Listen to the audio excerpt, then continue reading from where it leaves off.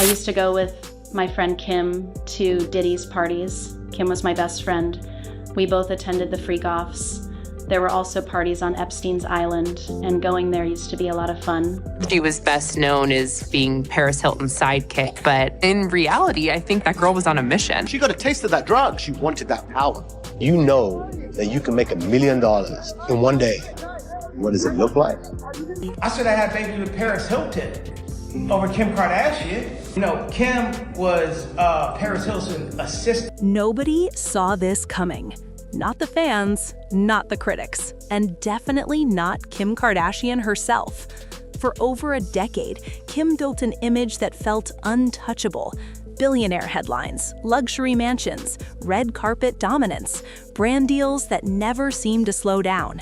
She wasn't just famous, she was the blueprint, the woman who turned scandal into strategy, controversy into currency, and visibility into power. But then, everything changed. Not all at once, not in a dramatic explosion, but quietly, slowly, one brand slipping.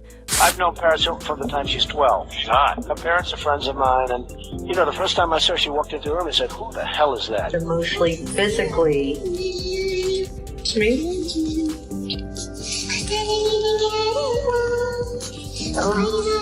Elaine said, "Oh my God, who's that?" And my friend said, "Yeah, she's called Paris Hilton." And Ghislaine said, "Oh, God, she'd be perfect for Jeffrey. Could you introduce her?" One partnership vanishing, one headline that felt different. And then suddenly, Kim Kardashian's name started appearing in conversations nobody ever imagined she'd be part of. Dark conversations, dangerous conversations. Incredibly rich, incredibly famous, but this tape is rearing its head again. Yes, and it has now caused more legal strife between herself and her state partner, Rove. Whispers about leaked Epstein-related documents, online threads connecting dots, financial analysts questioning her empire, fans noticing the silence, the absence, the shift. And now, the internet is asking a question that once sounded impossible. Is Kim Kardashian's empire collapsing? And is this finally the moment where money, power, and protection can't save her anymore? Because when the illusion cracks, everything underneath starts to show. Kim Kardashian allegedly had some videotapes and audio tapes that was actually recovered in the raid at P. Diddy's. Kim Kardashian didn't start out powerful. She started out watching her father navigate elite legal circles, watching Hollywood parties from the sidelines, watching how fame really worked behind closed doors. She wasn't born into superstardom, she studied it. In the early 2000s, Kim was everywhere but nowhere at the same time. She wasn't the headline, she was the assistant, the stylist, the friend in the background of photos, the girl standing next to Paris Hilton while the cameras flashed for someone else. And that's where Kim learned the most important lesson of her life. Visibility is everything. Paris lived loudly, recklessly, publicly. Kim did the opposite. Is it working? Now it's working, yeah. Hey Gunther, what's up? It's Paris. I missed you, and I'm at my party right now in Malibu. And all my friends are drinking the rich Prosecco. Everyone loves the Royale the best. I love the passion fruit, but all my friends really love the Royale. She observed, she absorbed, she calculated. While others partied, Kim paid attention. Who had power? Who controlled rooms? Who could destroy reputations? And who could protect them? Then came the tape. What destroyed others somehow launched Kim, and from that moment on, she never looked back. Reality TV followed. The Kardashians became a brand. Drama became content. Family became business. And controversy stopped being a threat. It became fuel.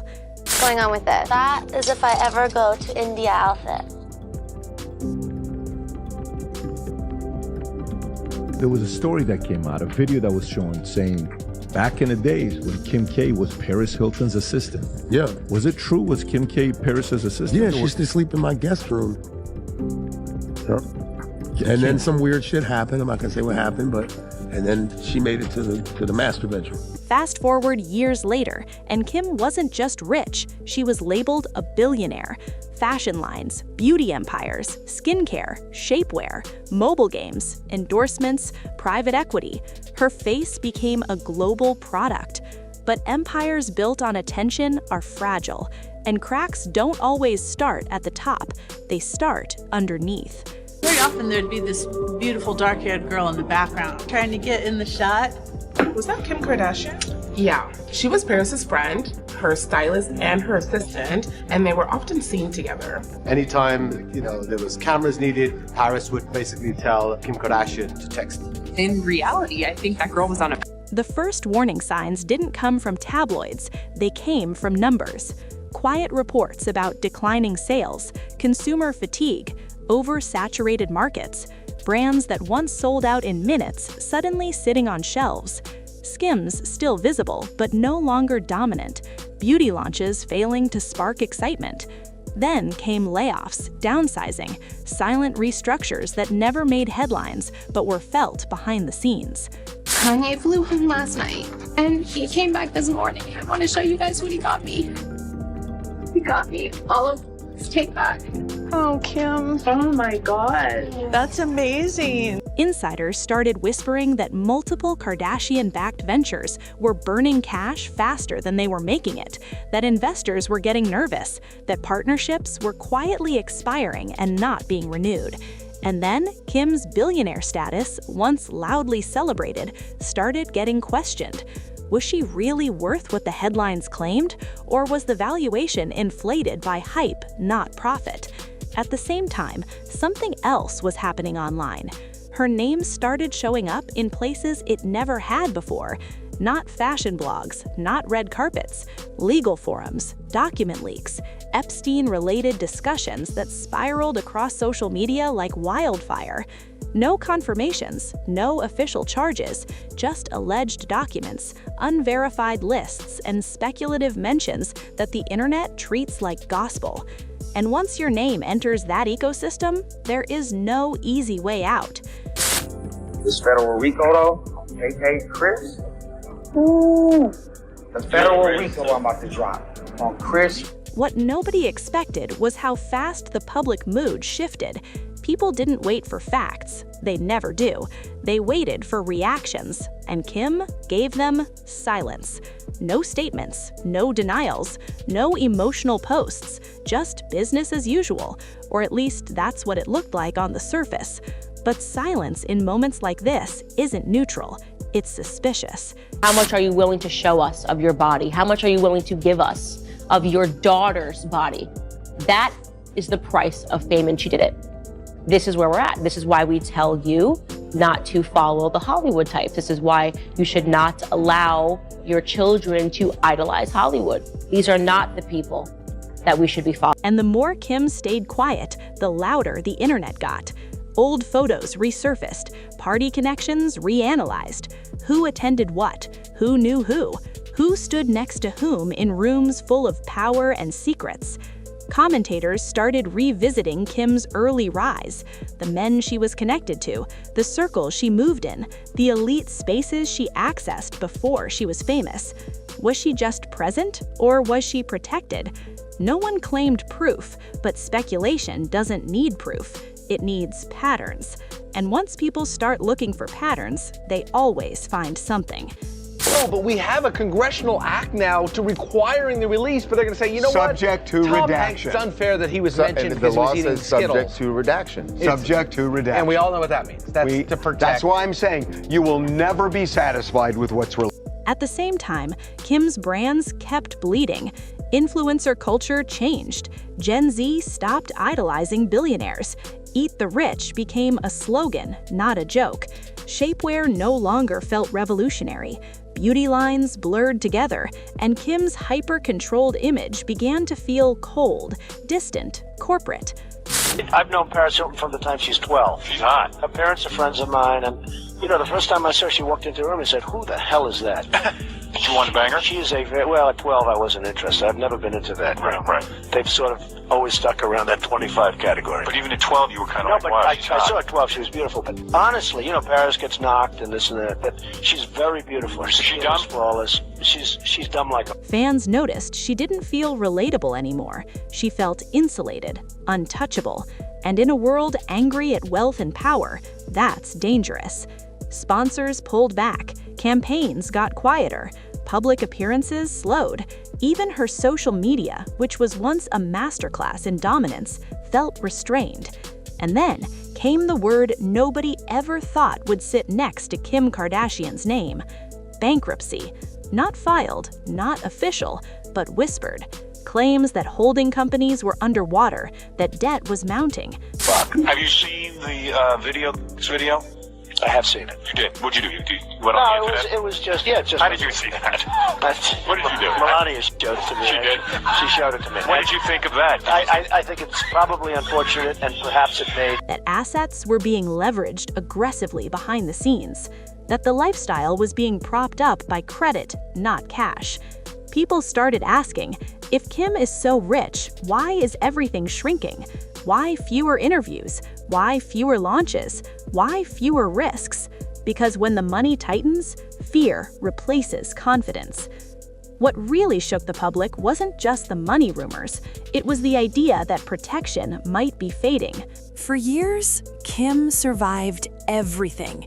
Cultural backlash, failed marriages, public ridicule, political missteps.